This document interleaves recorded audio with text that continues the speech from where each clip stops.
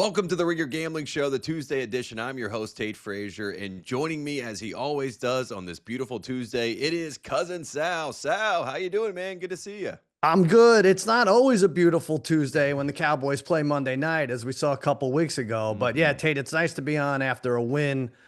Usually I come on with Simmons, and it's a depressing 25-point loss in a Sunday night game. But yeah, we handled the Raiders, and good start to the show, I think. Yeah, good start to the show, and it's nice to talk about some positive things. A little bit of optimism coming out of Dallas camp today. Jerry Jones is a happy man. Let's talk about that game a little bit. The recap of that game is simple. The Cowboys pretty much dominated that game, but I do want to start with the Raiders side of things. Sal, how bad is it right now for Pete Carroll? Going into the season, you had some people kind of pitching the idea maybe he's a sleeper candidate to win Coach of the Year, kind of revamp this Raiders team. They get a big win in Week 1 over a vaunted Patriots team that looks like they could be the 1 seed in the AFC. So everything started out in the right direction, and now we are completely in the wrong direction. How much are we reading into the Raiders right now? This is the Ringer Gambling Show presented by FanDuel, the best place to bet the NFL all season long. FanDuel's got it all. Same game parlays, quick bets for jumping in live, and your way, so you can build the bet that fits your play. In Missouri, get excited because FanDuel's coming your way December the 1st. Download FanDuel.com/gamblers to get started.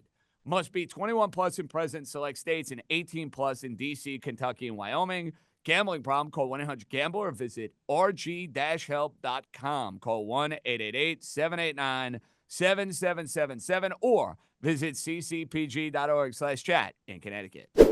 I think we could read in as much as we want. It's really, really rough. You know, our dear friend, Brother Bry, is a big Raiders fan, and I think his thoughts echo Raiders fans' thoughts in general. Like, you know, Pete Carroll probably, if he wants to be, could be around for another year, but I think they're in the worst shape. You can compare them to the Browns, who may be cap-wise are in the worst shape, and because they have to satisfy this Deshaun Watson thing, but 74-year-old coach, 73-year-old quarterback, no offensive line, defense really aside from Crosby and Tyree Wilson, not that, Laulu has a few sacks, but we don't know what to make of Ashton Genty. They're in a tough spot. They really are. And also, as a fan, you're in a tough spot. You could say you're in hell, but I feel like they're in purgatory because, okay, all right, well, we'll root for our team to lose, so we'll get a top 5 pick, and nobody even knows what that top 5 pick is, right? So a lot of the quarterbacks we thought were going to be great, dropped off, Arch Manning types and the Nussmeyers and that. So you don't even know what you're rooting for anymore if you're a Raiders fan, which is sometimes worse than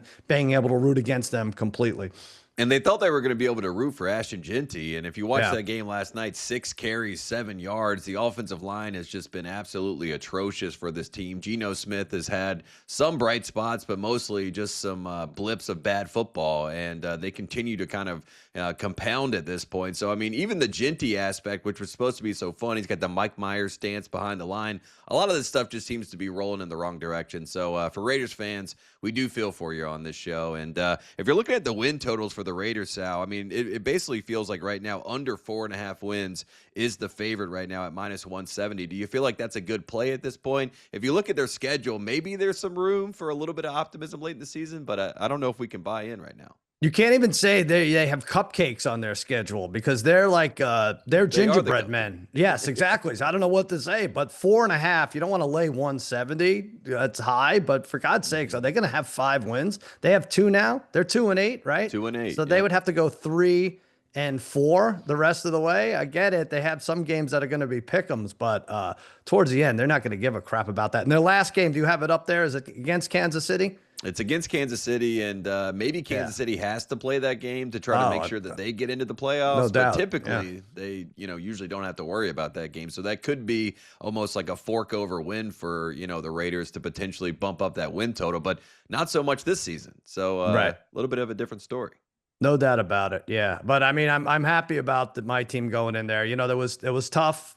You didn't know what was going to happen with the tragedy and everything and how the Cowboys were going to react. And but I guess there's an equation: tragedy plus going against the Raiders offensive line equals an automatic win. I learned that in math. I think that I think so. Yeah, that's the formula I've always heard. I don't know what that is. So I'm sure they'll go back to losing. They have the Eagles this week, maybe the Jalen Carter revenge game.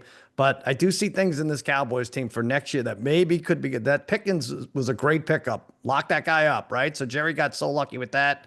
I know you like Javonte Williams. That's your boy. He's become a workhorse. 22 carries, 93 yards. Pretty good game for him. So, I'll talk a little more about Dak later because I like him to win one of the awards we're going over. That was a nice Cowboys win. It's good to see. It gets me mad now that they lost to Arizona. They lost to Carolina. Who they lose to? The Bears. So to make the playoffs now, they're plus 760. I don't even want to think about it.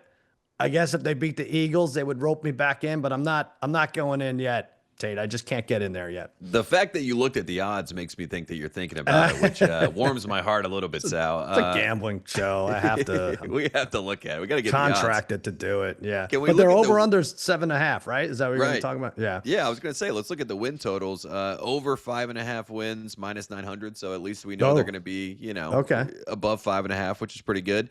Minus 240 over 6.5 wins, and then we get under 7.5 wins. So it feels like the line is telling us that 7 wins seems to be the number. The tie obviously hurting this team. At the beginning of the season, you and I talked about this. I had the Cowboys over 8.5 wins, which I think at the time was like plus 330, somewhere in that range. Right. So I hope that they can get over that, Mendoza line at some point. But you're buying in a little bit. I can hear it in your voice. I don't know. No, I'm going to change my voice. I need a synthesizer because I don't want you getting the wrong impression here. I'm just looking at this. So, all right. So if it's over 7.5, you're right. The tie is problematic. So for that to hit, they'd have to go 8-8-1. And right now they are 4-5-1. Is that what it is? Yes. I don't know, Mike. I don't know if they're going to do it. I don't know. I don't think they have 4 in them. It's going to get rough down the stretch. This was the quartet of games that they were supposed to win, the Carolina, Arizona. There was supposed to be no hiccups in this at least threesome. So I'm not sure if they get to 8-8-1. I would go under at that point, 7.5. Yeah, take the under, says Sal, but maybe he's protecting his heart a little bit, and the Cowboys can do something. Protecting all the organs, my spleen, my liver, everything. Protect everything. That's the goal here. But Monday Night Football, the most interesting part of this Monday Night Football was probably the Manning cast. You had George Bush, President Bush was on there. You got Guy Fieri was on there. You had Derek Carr. The best part to me, Sal, was they had Guy Fieri on the show, big Raiders fan, and Eli and Peyton the entire time. They're just like, I feel like the comeback is coming. They're like down in the red zone, and they're like, this feels like a touchdown pass for Geno. Stop. Boom, he gets sacked. And, Guy Fieri's just losing his mind. So that was fun. That was probably the most entertaining part. What did they say? Because I was just watching the regular telecast, and there seemed to be some confusion with Lamb and Pickens not playing the first series. Were they out carousing late in Vegas? Have they even come back with something? I think they were. Did they miss a meeting because they were out? Curfew? There's so many cameras now. Is that probably what happened? They were probably at the Encore, the Win, somewhere out there, Resorts World, one of these places. Vegas, a lot of temptation out there. I do know Vegas. Whatever it is, it worked, right? Take them out, 3 and out. You guys learn your lesson. Great. We're punting. We lost our advantage already. So maybe the Raiders will call and they'll make a trade because they're like, these guys love Las Vegas. And there Jerry will be like, I can listen. After Michael Parsons, I can make a trade. Never should have gotten rid of Michael Parsons. Yeah, Michael Parsons. We love him. I don't care if he knew his name or not. Oh, man, he doesn't care. Let's flip forward to something we do care about. Let's talk about some college football, Sal. An impressive weekend. The SEC, teams that were down 27 points, were 0-246 going into this weekend. Texas A&M was down 30-3 at halftime. Shane Beamer, the head coach of South Carolina, is walking to the locker room at halftime. He's firing up the crowd, almost pre-celebrating, and that was not a good move because it's going to come back to bite you in the end. And Marcel Reed had his version of the Cam Newton comeback against Alabama. We all remember that game during the national championship season. They were down 27-3 in that game. They came back to win, 24-3. Get it right. Get it right, kid. 27. Yeah, sorry. I call it the comeback.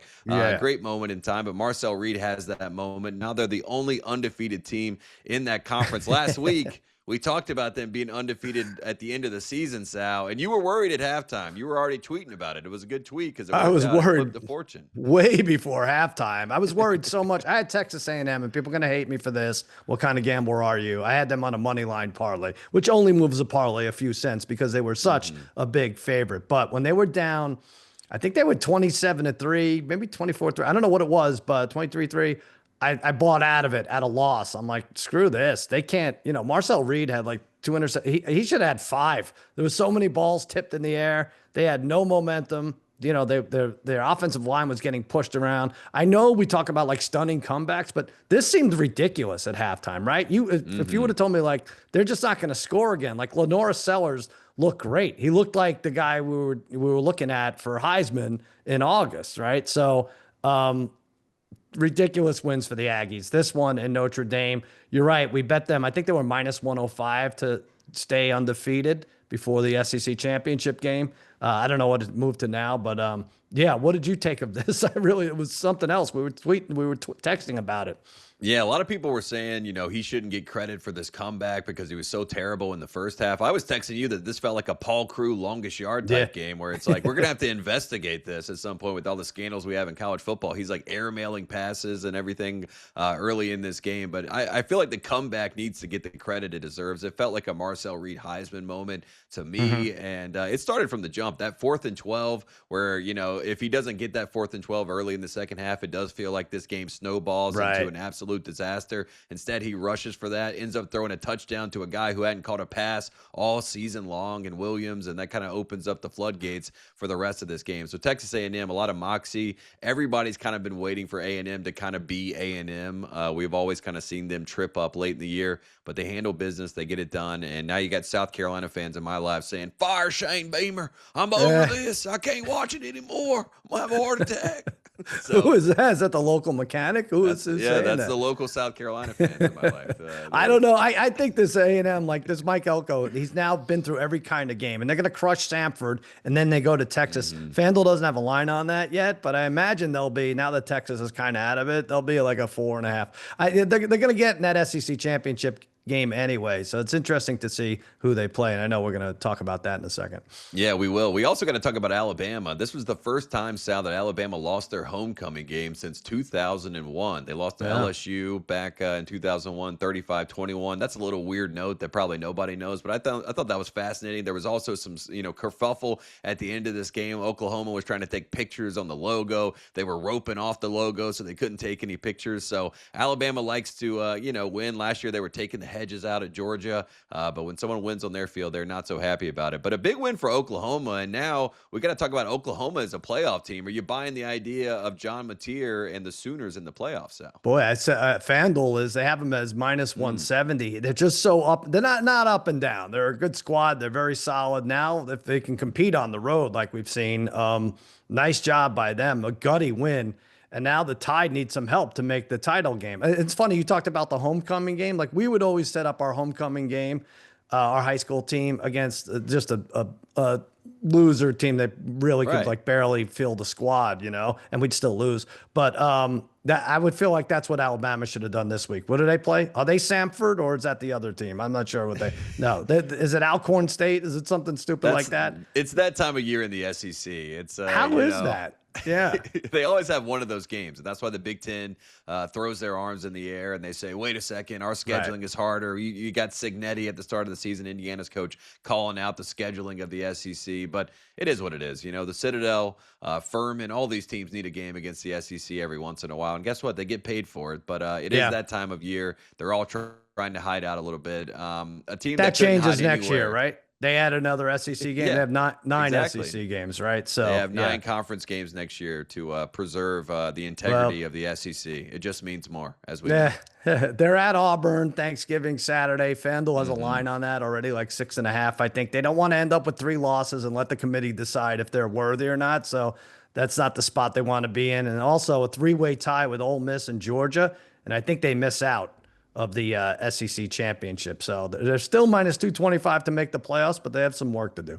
Yeah, absolutely. And you do not want to be Kalen DeBoer if they don't make the playoffs in back-to-back years, because those Bama fans will come firing very quickly. Georgia, who is the class of the SEC right now, they hand Texas their 3rd loss of the season. It does feel like this could be the end of this Texas season, the season that started as a preseason number 1, started as Arch Manning as the favorite to win the Heisman Trophy. Obviously, Sark was asked about this. He said that those were our expectations, Sal, not his expectations for this team. I wish he would have told me before I lost thousands on them in September and October. That's what I said. He should have sent out an email to all of us to get us up to speed. Yeah. So Texas not looking good. But on the Georgia side, you and I talked about them winning the national championship early in the season, and it does feel like Georgia's trending in the right direction as we enter late November.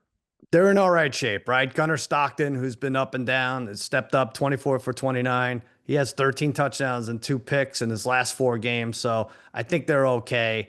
You can't even find odds for them to make the playoffs. I think they're going to make that. So I don't know, but this Texas, sorry, have fun in the ReliaQuest Bowl. Thanks for losing all our money the last couple of months. I can't believe they're only 18-1 to make the playoffs. Who was betting that? Like, that's even right now. I don't even know what they'd have to beat Texas A&M by 40, and they still wouldn't make it. That's such a bad bet. Don't doubt SEC propaganda, Sal. If they beat, A&M by 40 5 teams points, in. Everyone's going to say they're the hottest team in the country, and all of a sudden they're back in the mix. Last thing, college football related, before we look ahead to this weekend and do some line look-aheads. James Franklin, former Penn State coach, hired by Virginia Tech. This has kind of been on the rumor mill for a couple weeks, but then there was some questioning as to whether he actually wanted to go to Blacksburg. If you've ever been to Blacksburg, a great football environment. I mean, I'm telling you, one of the best I've ever seen live and in person. They bring out the keys on the key play. They do the hokey pokey in the crowd, Sal. And James Franklin's down there, and he's ready to dance in the ACC. Do you like this move for Virginia Tech? I like it for Penn State. I mean, this is, they're not on the hook for the full $50 million.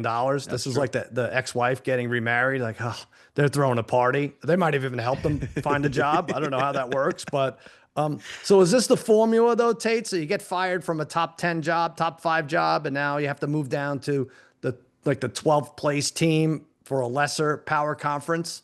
You go from like a top 5, top 10 to like a top 35, top 40 job. You kind of bounce down another level. But also, I think Virginia Tech does have a lot of history, and I do think that this program is ready to rise. They got a lot of money. Bruce Arians is involved at a high level trying to get some money into this program. So I think it's a good gig for James Franklin. But I think you're right. You just kind of step down a level, which is fine. Then you don't think the same for Brian Kelly if he were to take a job this year. So he wouldn't go take a gig at let's say a Big 12, like a West Virginia or a UCF. Like he still gets top line treatment.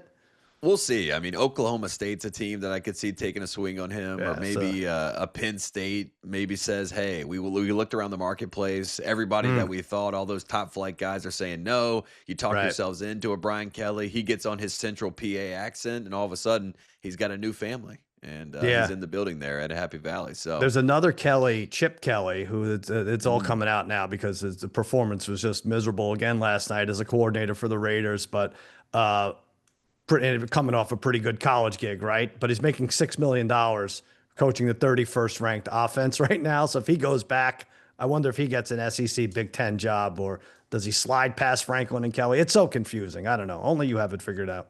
I can't imagine Chip Kelly wanting to go back into college after jumping out of college, especially after he decided he'd rather be a coordinator than a head coach because he didn't want the responsibilities of all the boosters and the fundraising. Right. Because at this point, when you're the head coach, you're kind of the CEO and you're a fundraiser, which is not really football related. So I would find that very odd. But again, we've seen strange things happen in college football. Let's flip forward. Let's do some line look-aheads, and let's start this weekend. We got number 22 Pitt at number 16 Georgia Tech. Georgia Tech minus 2.5 in this game. The over-under is set at 61.5. Sal, who do you like in this one? I got to stick with my boys. Georgia Tech, I had them over win total. I had them to win the ACC, so the win total thing is in. Boy, they barely got by BC last week. Yikes. But then again, Pitt looked like a high school team versus Notre Dame. I think you're following Narduzzi's edict, right? Tank the Notre Dame game, win the ACC game, get to the title game. So I think the Yellow Jackets are the play here. They've lost once in 13 months at home in ACC play, 10-0 straight up at home, 7-2-1 against the spread at home in the last 10. The defense has to be better, especially the rush defense. My God. But they have a couple guys back and healthy in the secondary. Haynes King, I feel like he does a little showing off here. Last week, he became the 4th player at Georgia Tech with 7,000 plus passing yards. He's a superstar. He helps the Jackets punch their ticket to the ACC title game. 33-28, Tate. You're going against me. Yeah, I'm just going to buy into the Atlantic Coast chaos, as I like to call it. Take out the conference, go in and lean into the chaos. Every single week when you have kind of a team in the ACC, they're like, oh, it's that team. right? Virginia, they lose to Wake Forest. Georgia Tech, the week before that, they lose at NC State. Miami, they lose to Louisville, right? Every single week when you're like, okay, the smoke and the dust has settled a little bit on this conference. We kind of know who's who and what's what. We have a game that shocks everybody. I think Narduzzi was playing possum against Notre Dame. He was very strange at the end of that game, calling a timeout and trying to go for the cover, I guess, is what his idea was, even though he didn't quite cover in that game. But Pitt money line, I'm just leaning into the chaos, and you can get that at plus 108. I don't think it is going to happen. I hope it doesn't happen. But if there's anything I've learned from this conference is don't believe anything you've seen, Sal. Anything can happen on. Well, they're not a 12-point Saturday. Underdog. They're 2.5, and I think a lot of it was because Georgia Tech. I mean, Boston College ran for like 190, I think, against them, maybe even more. But yeah, that was rough. Yeah, the defense is struggling. Also, Boston College gave Notre Dame a heck of a game up there as well in Chestnut Hill. So we should give them a little bit of credit. Next up line look ahead, we got number 17 USC at number 8 Oregon. Oregon minus 9.5 in this game. The over-under is set at 59.5. Sal, who do you like in this one? I'm going to hit the under 59.5. That's been ping-ponging between 58.5 and 59.5. I think Oregon needed a game like they had last week, just flex their muscles against like a team like Minnesota. They had 42 points. They had over 500 yards. Dante Moore back on track. This week, I feel like they face an inferior version of themselves in USC. Jaden Maeva leading the Trojans. There's explosiveness all over the place for the offenses, but I'm taking the under. I think 59.5 is too many points. Oregon's second best defense in the conference. USC playing better defensively, 18 points a game over the last 3. This feels more like 30-22, 30-24 game. I think you like those scores because you're going USC, but I think it's going to be I think it'll be under by like 5 or 6 points. Yeah, I like the under as well, and I like the score you just gave out, 30-24. I think USC can cover this line, plus 9.5. I don't think they're going to win the game, but I think they lose by a touchdown, maybe even an Oregon game-winning field goal, something like that. I think it's just going to be a little bit closer than many would suspect. Obviously, Dante Moore's got the UCLA ties in his past. He's going up against a former rival in USC, and I think USC showed me something against Iowa in the rain. They were down 14-0 in that game, so a little bit of, there's a little bit of toughness that we maybe haven't seen from a Lincoln Riley-led team down there with the Trojans. So I like them to cover that line, minus 110 at plus 9.5. Next up, Sal, line look ahead. We got number 23, Tennessee at Florida. Florida plus 3.5. The over-under is set at 57.5. They were chanting at Ole Miss, "We want Lane." So their minds are obviously on Lane Kiffin right now. But who do you like in this game, Sal? I want Lane. I want Lane for them too. I want what's best for Lane. Both of these defenses are in the bottom 5 in the SEC. I'm going to go Tennessee over 31.5 points. I'm staying away. It could be a weird backdoor cover situation for Florida. Florida 13th in the conference against the run, means a lot of quick possessions. I think that's great news for Deshaun Bishop and Star Thomas, who have 16 touchdowns combined. The Gators allowed 72 points in the last 2 weeks. They allowed 38 to Kentucky, for crying out loud. The Vols need to do some impressive winning, getting very lucky along the way to make the playoffs. So I say 36-33. I'll give you that score. You'll take that, Tate, right? Yeah, I'll take that score. And I also think that Florida's just been a team that has caused some friction in the SEC this season. I think they're a lot better than maybe people would suspect based on their record. And they've been able to, shock some people. They beat Texas. That was a big win for this team. And they've obviously had a gauntlet of a schedule. So I think Florida's going to cover in this game. I think they lose by a field goal. But Florida plus 3.5 at minus 105. I like that call for the Gators, especially at home in the Swamp. Last one, line look ahead. Number 12, BYU at number 25, Cincinnati. The Bearcats plus 2.5 in this one. Over-under is set at 53.5. What do you expect for Nick Lachey's team? And do you think the BYU, the Mormons can come in and get a win, Sal? What do you like? The Mormons have been doing it all year, busting me up on parlays here and there. And I think they're going to do it again because I'm taking Cincinnati plus 2.5. Although I'm worried that they lost their will, right? They were looking good a few weeks ago. That loss to Arizona kind of crushed them. And now they have to win and hope for losses from ASU, Houston, and Utah. That's asking a lot. But the Bearcats have won 5 of 6 at home. They average 196 rushing yards a game. Tawee Walker's their guy.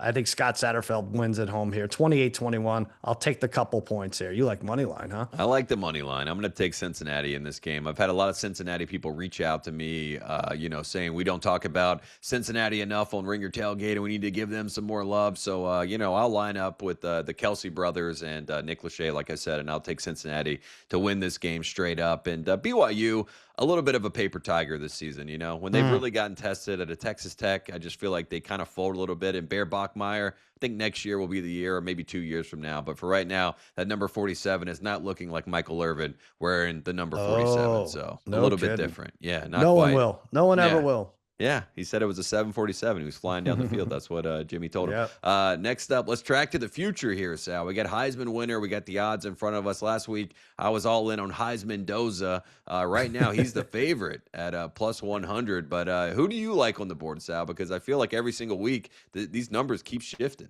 It was plus 100. It was plus 160 last week. Now it's plus 100. Dead even odds for Mendoza. You can't flip flop every single week here, Tate. I mean, I've been on Mendoza. I just don't like the number. I know. Yeah. All right, that makes sense. So I'm going to take Julian Sayin. I've been on him for the last 3 weeks. I got to stick with him. I'm a flip flopper too because it's probably my fourth pick. But I did like him before Beck bowed out. He was around 7-1. I said if Miami doesn't go undefeated, and they have shown that they're not going to, he's their pick. So only one touchdown, 184 yards against UCLA last week. So his odds took a slight dip, but I don't think that game matters. My reasoning is still the same. There's value here. If he beats Michigan and then Indiana and then doesn't hurt his team in either game, he has to win it. I mean, that parlay for Ohio State to win both of those games is like minus 150. So take the plus 200 if you're in step with that result, where Ohio State runs the table and wins the Big Ten title. So now you're saying with Marcel Reed, it'll be more impressive with his body of work so far, plus a win at Texas, plus a win against Georgia in the SEC championship. That's how you're plotting this? I'm just saying I like the value at plus 550, and I do feel like Marcel Reed, I mean, this is a narrative award. It has turned into that, and it also is one of those things where Julian Sayin has just kind of been, by the book, textbook, do the right thing. He hasn't really had a moment yet, and maybe he does have that moment against Indiana, against the Michigan, but Marcel Reed definitely had it last weekend, and I'm buying into the idea that at some point everyone's going to look around and say, hey, why isn't he the Heisman Trophy winner? The Notre Dame game, the game against South Carolina, maybe he has another game against Georgia or Texas, like you said. So I'm buying into the storyline. And again, if you go to the Heisman.com, they had the fan vote. Marcel Reed right now is number one on the board. So I'm buying into the fans having some sway there, Sal. So plus 550 feels like good value. He paid his dorm mate to just keep betting, pick me. So I get a nice percentage. That's a good way to go, Marcel. Yeah, I like it. Track to the future, number one seed pick, either AFC or NFC. We're flipping up to the NFL. Sal, who do you like? Is there any value out there? Because it does feel like both sides, we kind of know what it is at this point. I think the Eagles minus 110. I'm going to go NFC here. They're tied with the Rams right now. They get the tiebreaker because of that ridiculous block kick touchdown. I still really can't talk about it, so we'll move on. But they have 8 wins, plus Dallas, the Commanders, the Raiders, and home against the Bears. I think they get to 12 plus the tiebreaker. Really should be enough. Don't take the Pats take. Don't do it. You're doing it. I'm doing it. Yeah. I feel like this is good for my security here at this this job that we have. I'm going to take the Patriots at plus 210. I'm a big Drake May guy. I do feel like Drake May, even when they haven't played great, they've just found a way to have those moments in a game to be able to swing it in the right direction, which is something they were trying to figure out last year. I think Vrabel's going to win Coach of the Year. So I'm just kind of buying into the whole, mentioned the narrative story. I feel like the Patriots have won the narrative award this year. We'll see what happens when we get to the playoffs. Also, Drake May has tended to, kind of struggle late in the season, especially in college. So we'll see if that continues as a trend in the NFL. But plus 210 feels like some good value for the Patriots. You say it's job security, but if it gets out that you took Pats for the number 1 seed and then Drake May gets hurt next week, it could be like, you jinxed us, Tate. You shouldn't have picked us. You're right. We were doing fine until you I'm knocking on wood. I'm not go either way. Go either way. Come on, Drake, maybe. Come on, Scam Darnold. Everybody get it together.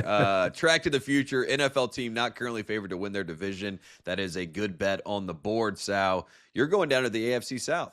Yeah, so a lot of these I'm looking at these divisions, they're spoken for. You wouldn't probably take against the Patriots, wouldn't go against the Ravens or the Colts. The AFC West is still up for grabs, Eagles, right? I'm looking down. Tampa's pretty much set, but I I took the Jags plus 360 here. They were my preseason pick. They're probably worse than I expected back in August. Lawrence's numbers are not great. Travis Hunter was a non-factor, obviously, with the injuries. Brian Thomas, who I had high hopes for, injured a lot. But 6-4, 2 games off the lead with 7 left. Not easy. I expect them to gain a game this week because they play They play against Arizona, and the Colts are at Kansas City. So I think then there'll be a game behind. Then you're out 1 with 3 games versus the Titans and Jets. So, and 2 versus the Colts. So they could actually split with Indy and be okay. This could work out for Liam Cohen. Yeah, I like that call, and they look great against the Chargers this weekend. I don't know what happens when the Chargers go to the East Coast, but it is not good for anybody. We need to remember that when we're betting these games. If the Chargers are going east, it's not going to be worth taking a chance on them. Yeah, they're best playing on the road when it's in SoFi, and the fans are against them there. 100%. 8 miles on the road. Yeah, 30% Chargers fans trying to battle the amazing amount of fans that fly out to LA for those games. I'm there. I see it in person. It is insane. I'm going to go to the NFC North. I'm going to take the Lions at plus 150. I just trust this Lions team as an organization, as a group, much more than the Packers. I just feel like this Packers offense is just very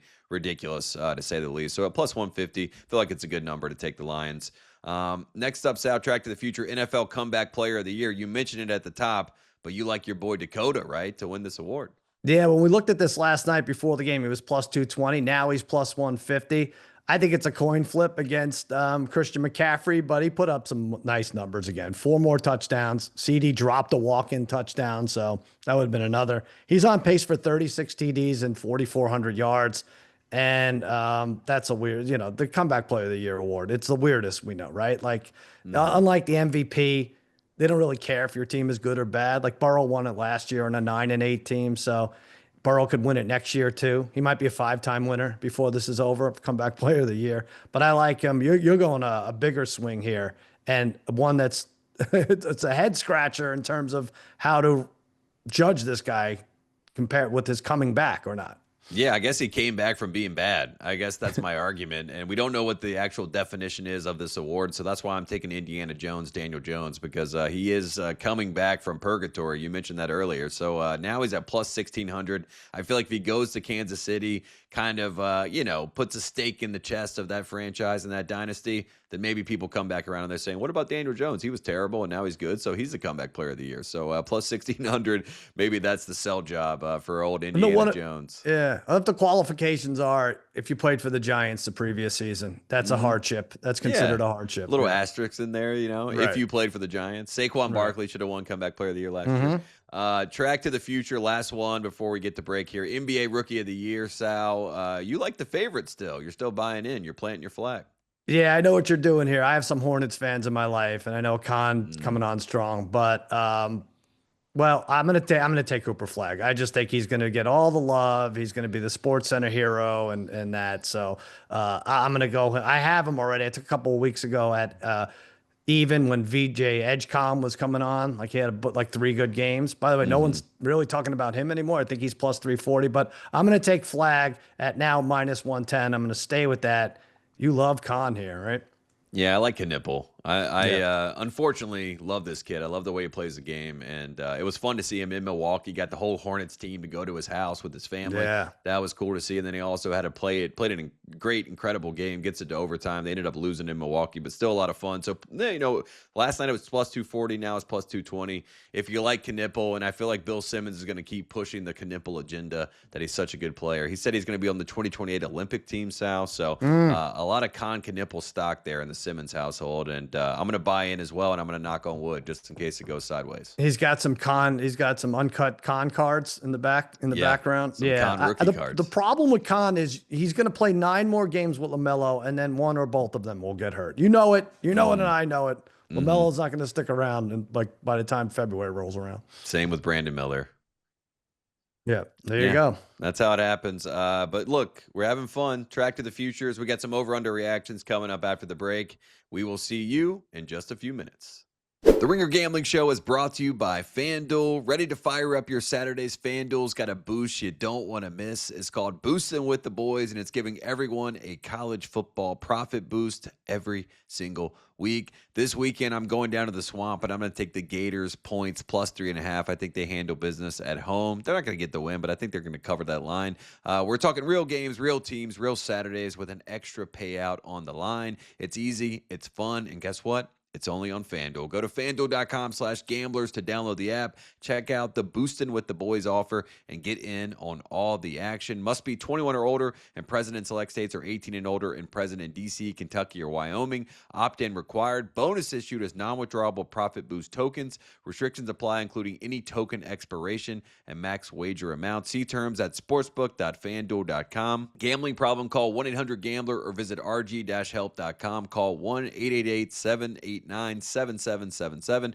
or visit ccpg.org/chat in Connecticut.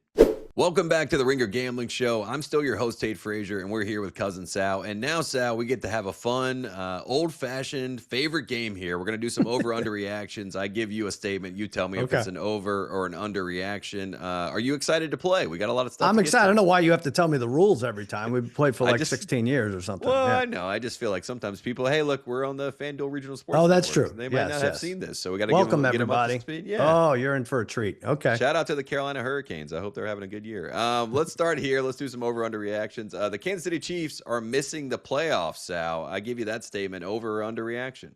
I'm going to say overreaction, but I'm not going to scream at people who do say they're going to miss the playoffs. I look at the remaining schedule, and I know I'm going to be betting them in almost all their remaining games. They're 5-5 with 7 left.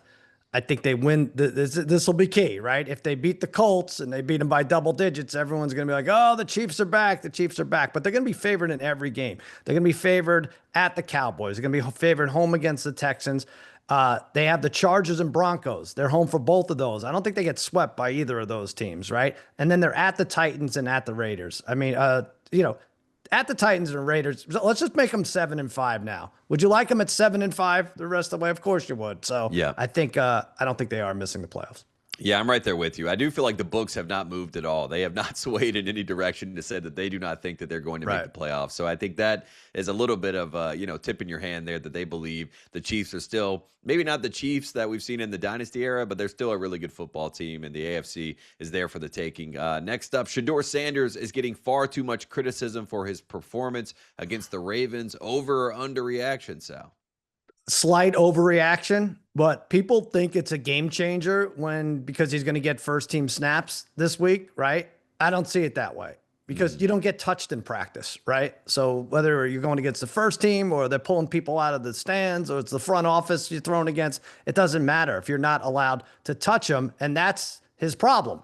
He suffered through 93 sacks in 2 years. That's his issue, not completing a 7-yard pass to the tight end. So slight overreaction. Give him a break, but Max Crosby is not going to care that he got first-team reps. I'll tell you that much. Absolutely not.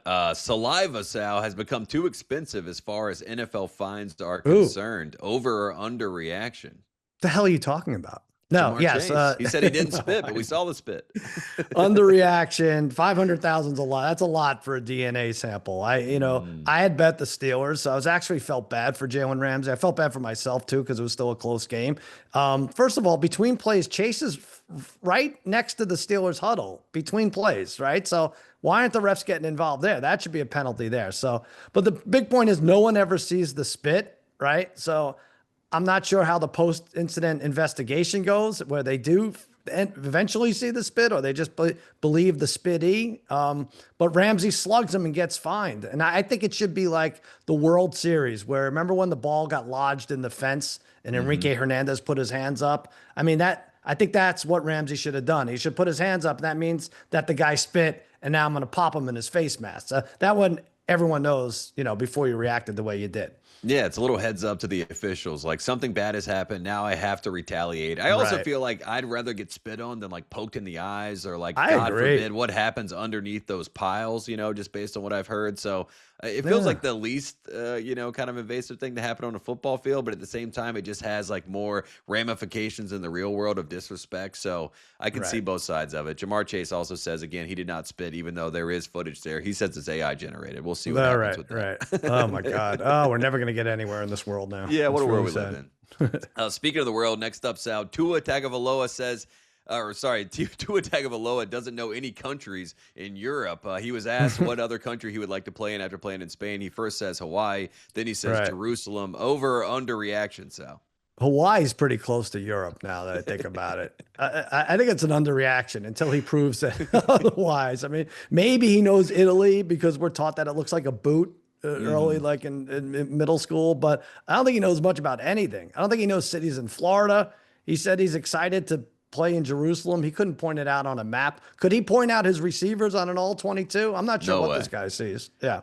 I was dying at that answer and just in general watching that game because, my goodness, these games overseas, they're tough to get through. Next up, Sal, the Rams to win the Super Bowl is the best bet on the board. O's the Mentalist said they're going to win 23-17. You can get that number right now at plus 650. Really? Over or under reaction? I didn't know that. He said they'd win the NFC Championship games or the Super Bowl 23-17? Yeah, 23-17. Wow. All right. I'm going to say slight overreaction. I know that guy hasn't been wrong ever, but the Raiders to not make the playoffs, that's not on the board anymore, is it? As far as the best on the board. Look, I think when the dust settles, the AFC team is likely going to be great and established. It could be the Colts, and then I'll be wrong. It will be a different kind of established. But the odds are the Chiefs, the Ravens, the Bills will take shape. Like we've seen in the past 4 or 5 Januaries, and then the Rams will be an underdog, but they're very balanced. I really don't have a problem with any part of their game. If anything, I would take the Rams to be the NFC champ. Looking like that road goes through Philly. I've had them, I just picked them for the number 1 seed, but plus 240, I think is a better bet for NFC. And then if that wins, you could roll it over if you want, depending on which AFC powerhouse you're facing. And it does feel like the Rams might be due. They could have won last year in Philadelphia, but the game just kind of didn't, go in their favor. So maybe there's some value there. Close game. Yeah, close game. Next up, Sal, it's only a matter of time before we recognize none of the quarterbacks playing in the 1 p.m. Eastern window. Over or under reaction? Under reaction. Last week was spectacular. Penix went out. Bryce Young went out. Davis Mills stayed in. We saw some Trey Lance. We had Malik versus Jameis for a minute. And yet they were all competitive except for that Jags-Chargers game. If you look at all 7 games, 6 of them were great. Pro football is a miracle. I love it. I complain, but I love it. And, Tate, you and I won't have as much problems because we will recognize anybody they put in because we watch them play on Saturday. Some of these other experts, they're going to be flustered, but I like it all. Yeah, we love those guys when they come in. You're like, oh my God, I forgot he was the backup there. Oh, Sam Howell, good to see him. Right. I saw a great idea that they said that Jameis Winston should just be an all-time quarterback, and he's available to every team that needs a quarterback. That's good. So like they can just draft him into the game. They're like, this weekend, slot in Jameis Winston for us, and he does feel like a Fitzpatrick kind of character where he could put on any uniform and you'd be like, oh yeah, Jameis works here. I like that. He's doing the Harlem Shake this weekend. He's kind of perfect. Everybody loves It's like him. the Turkey Bowl, the Thanksgiving when you're playing with your kids, and the uncle who's like 60 and just already buzzed. He's like, I'm not going out for any passes. I'll be the quarterback for both sides here. The Uncle Rico. Kids. That's it. Run a route. Go ahead. Run slant route. Let's make Jameis our Uncle Rico of the NFL. There you go.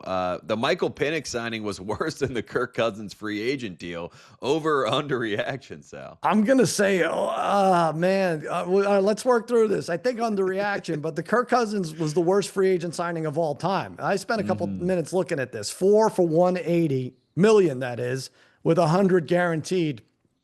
But knowing you have to pay that and then drafting a quarterback early is spectacular ineptitude. Like, take note, Browns. Like, Watson's still the worst trade and sign. Cousins' worst straight up free agent deal. But then the Penix follow-up pick, I'm going to say underreaction. Yeah. I mean, Cousins is so bad that, like, when teams needed quarterbacks, they were like, you know what, call Flacco. We don't even want to get Cousins in the conversation. Right. Next up, Sal, pass interference calls in the final 2 minutes of a game should be reviewable. Over or under reaction?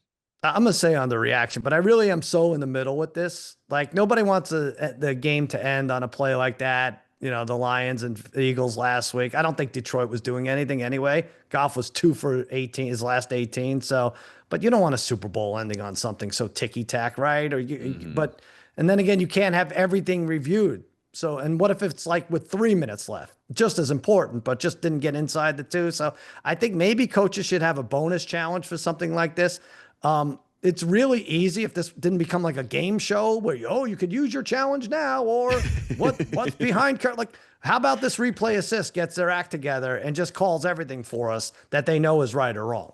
Also, let us listen in to the replay review center like they do with the ACC. Like, I feel like that's a nice way to give us like some insight into the decision making. So again, like it just legitimizes the whole operation. Even I was at the Rams Seahawks games. There was some holding there on Jackson Smith and Jigba late in the game. Jackson Smith and Jigba does get the second one, but if you got the first one, they would have been further up the field to the field goal wouldn't have been 61 yards. It probably would have been 54 yards, and now they have a chance to win that game. So it's all kind of in the minutia of it all, but I still feel like there's a better way at the end of the day. Last one, Sal. UNC football is very lucky to have the upstart Carolina Panthers as a distraction. Over or underreaction? Did you know, I'm going to say underreaction, and now especially with this news coming out that Panthers coach Dave Canales is dating a 22-year-old cashier at Bojangles, which is interesting, right? Oh, I mean, nice. You didn't know that. Yeah. Would you know that? Love it. No, I starting didn't. to believe. Sounds like a lovely lady. Well, he's taking after Belichick, right? I mean, he's paved the way. You're starting to believe in these Panthers, aren't you, Tate? They were over under. I think their over under was 6.5, right? And the Tar Heels was 7.5. I don't know how they're winning with such average/poor quarterback play, but it's all working. Yeah, it's all happening in real time right now, and the Panthers above 500. Everybody was celebrating when they got to 500, but again, that podcast quit, and we got Carolina Mike, and we got a new theme song, $150,000. If we all had 150,000, Sal, we'd all be rooting for the Panthers, having a good time. So it's a great song. Yeah. It's a great moment. Imagine. Unbelievable. Yeah, it's great. It's great for the Panthers fans out there. We're going to take a quick break. When we come back, we're going to talk some college basketball, and we're going to give you our best bets for Tuesday night. Welcome back to the Ringer Gambling Show. I'm your host, Tate Frazier. We're here with Cousin Sal. We have talked through all of our line look-aheads, track to the futures. We've had a fun time doing our over-under reactions, and now we're going to do a one shining segment. We're going to talk some college basketball because if you're a casual fan, Sal, this is kind of the first week that you maybe tune in to college basketball. We got the Champions Classic tonight, Tuesday night in Madison Square Garden. Year 15 of the Champions Classic started back in 2011, and they started in MSG. Tonight they'll be in MSG, of course. 4 very storied programs in the building playing some incredible games. We'll talk about Kansas Duke as we do our best bets for Tuesday night because I got a pick for you. But let's start with Kentucky, Michigan State, Sal. Mark Pope and the Wildcats trying to get back on track, taking on Tom Izzo and the toughness of the Spartans. Who do you like in this game? Kentucky laying 4.5, 152.5 is the over on the. By the way, this is one of your favorite weeks too, right? You got Feast Week, you got Maui Week coming up, early next week, and you got this Garden stuff. The clashes between the 4. I'm going to go under 152.5 in this Kentucky Michigan State game. 3 of the last 4 have gone under between these two teams, and the one that didn't went to double overtime. I think it was last year or 2 years ago. Kentucky goes on runs. They're going to do it. Aberdeen, Chandler, they kill you with the guards. They throw a ton of them at these opponents. I think they're playing 11 players, the Wildcats, with 15 minutes per game. But Sparty hasn't allowed anyone to score 70 yet. They play solid D versus Arkansas, I believe only scored 64. Izzo prides himself in not letting teams rain threes on him. Not sure I like Michigan State with the points, but I think it's in the low 70s. Give me the under. Yeah, I like the under as well in this game, but I do think Kentucky's going to score above 70 points. So, we're going to see how that kind of plays itself out. I think Kentucky, after losing to Louisville, Sal, they got to bounce back in this game. All the Kentucky fans are watching Calipari at Arkansas. Arkansas already lost to Michigan State, so they need the feather in their cap of handling business in this game. It was a strange week after the Louisville loss. Mark Pope talking about he's a little bit like Taylor Swift. He likes to keep things cryptic. I always said that. Yeah, Kentucky fans were not happy to hear that, Sal. So I think he's going to cover this line -4.5, and he's going to make sure that they know he's back on track and he's doing what you're supposed to do. Are they bigger Olivia Rodriguez fans? Is that Rodrigo fan? Is that it? Yeah. I mean, probably so. Maybe some Sabrina Carpenter fans. I don't know what they got going on down there, but they don't care about any pop stars. They care about basketball, and they want this team to do what they need to do in Madison Square Garden. And I think that Izzo's going to keep it close. Maybe even they're up in the first half. But I think, the war of attrition, they're going to wear him down with the amount of guys they have playing. And the guards, the backcourt for Kentucky is really impressive, and definitely going to give Michigan State some fits. So I'll take Kentucky to cover that line. That's minus 118 in this game. Now we'll turn to Feast Week, Sal. It used to be the Maui Invitational was the star of this group. The Battle for Atlantis had some moments where they kind of, got the star treatment there, but it's always been Maui. This year, because of NIL, it's a little bit different. Now we have the Players Era Festival. It's a big grand prize. They're giving out millions of dollars, so it's a little bit different. A lot of good teams, a lot of good programs playing in this Players Era Festival. I'm going to be there on Monday night to watch these teams during the first round. But Sal, who do you like to win this? Because, boy, there's a lot of teams you can talk yourself into. There's a lot of good numbers, too. I got Tennessee at plus 600. It's hard to make anything of the Vols team, right? Because they beat Mercer and Northern Kentucky and North Florida and Rice last night. So no hiccups, though, for Rick Barnes. So all of these wins are by double digits, some by 30. It's a nice tournament primer for a team that needs that, I think. Nate Ament, double-double average. Jacoby Gillespie had 17 a game. Rice coach Rob Lanier after the game last night said the size and the skill, the execution that Tennessee exhibited tonight, they're a really, really good team. So I couldn't have put it better. Vols plus 600. Maybe there's a hedge opportunity if they play your Zags. That's who you're going with, right? Yeah, I'm zagging here, and I'm taking Gonzaga. I just like the group, a veteran group. Graham Ike back for this group. And if you're a fan of Gonzaga basketball, you're very excited that Tyon Grant Foster transfer from Grand Canyon, was at Kansas before, had a heart condition. The NCAA was wavering on the idea of giving him a waiver. They finally cleared him to play, and now he looks like a real star for this group. So, I like Braden Huff. I just kind of like the entire group of this Gonzaga team. I think Mark Few's a little bit under the radar right now, and I think they make some noise in this tournament. I don't like the number as much. I actually like your Tennessee number at plus 600 a little bit more, but plus 500, there's definitely some value there at least to take the Zags, and this is going to be a great tournament. This will be the best, Feast Week tournament to watch as far as the talent on the floor, and you're going to see a lot of good basketball here. So much good stuff. My favorite week of the year. Yeah, it's great. And we get to eat some good food, watch some good basketball. Then we got NFL football as well. Love Thanksgiving.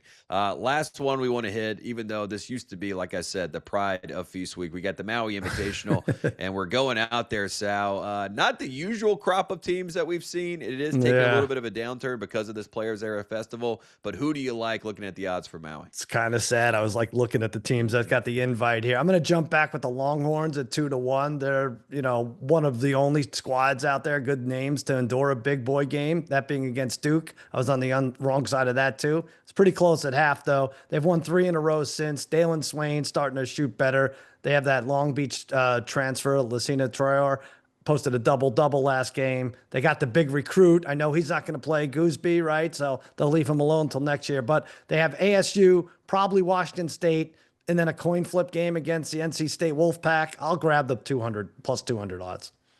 Yeah, you'll take Sean Miller. I'm going to take Will Wade in this game. NC State plus 180. This NC State team is really good. They're really tough, and they have a lot of talent. Darian Williams, who was at Texas Tech last year, preseason ACC Player of the Year. Just think they have the most talent in the field. So I'm going to ride with Will Wade.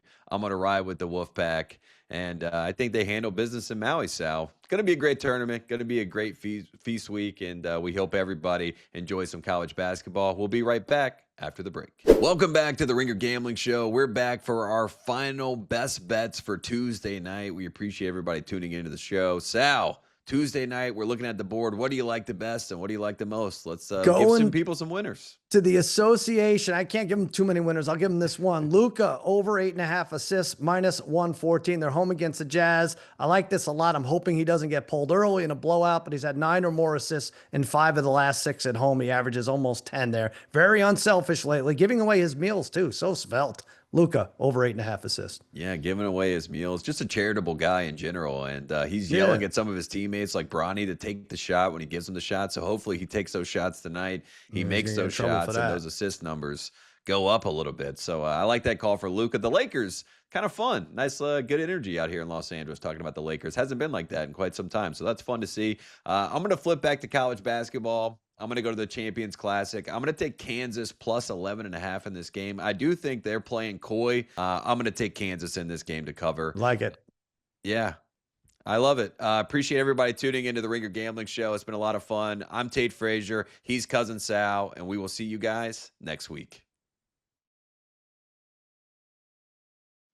Must be 21 or older and present in select states, or 18 or older and present in D.C., Kentucky, or Wyoming. If you have a gambling problem, call 1-800-GAMBLER or visit rg-help.com. Call 1-888-789-7777 or visit ccpg.org/chat in Connecticut. You must be 21 or older and present in select states. For Kansas, in affiliation with Kansas Star Casino, or 18 or older and present in D.C., Kentucky, or Wyoming. If you have a gambling problem, call 1-800-GAMBLER or visit fanduel.com/RG, 1-888-789-7777 or visit ccpg.org/chat in Connecticut, or visit mdgamblinghelp.org in Maryland. Hope is here. Visit gamblinghelplinema.org or call 800-327-5050 for 24/7 support in Massachusetts, or call